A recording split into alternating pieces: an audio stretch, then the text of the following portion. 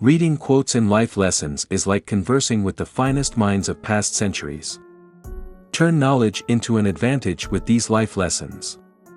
And what could be better than a conversation with one of the most influential thinkers and writers of the 19th century, Henry David Thoreau? Have no mean hours, but be grateful for every hour, and accept what it brings.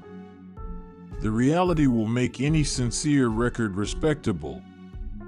Who looks in the sun will see no light else, but also he will see no shadow. Our life revolves unceasingly, but the center is ever the same, and the wise will regard only the seasons of the soul. The Indian stands free and unconstrained in nature, is her inhabitant and not her guest, and wears her easily and gracefully. But the civilized man has the habits of the house. His house is a prison. A slight sound at evening lifts me up by the ears and makes life seem inexpressibly serene and grand.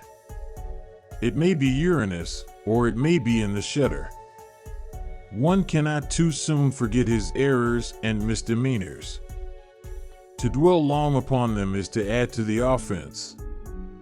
Repentance and sorrow can only be displaced by something better, which is as free and original as if they had not been. And the cost of a thing, it will be remembered as the amount of life it requires to be exchanged for it. Disobedience is the true foundation of liberty. The obedient must be slaves. How vain it is to sit down to write when you have not stood up to live. Nothing is so much to be feared as fear. Atheism may comparatively be popular with God himself. The youth gets together his materials to build a bridge to the moon, or, perchance, a palace or temple on the earth, and, at length, the middle-aged man concludes to build a woodshed with them. Some circumstantial evidence is very strong, as when you find a trout in the milk. Nature is full of genius, full of the divinity, so that not a snowflake escapes its fashioning hand. The same law that shapes the earth star shapes the snow star.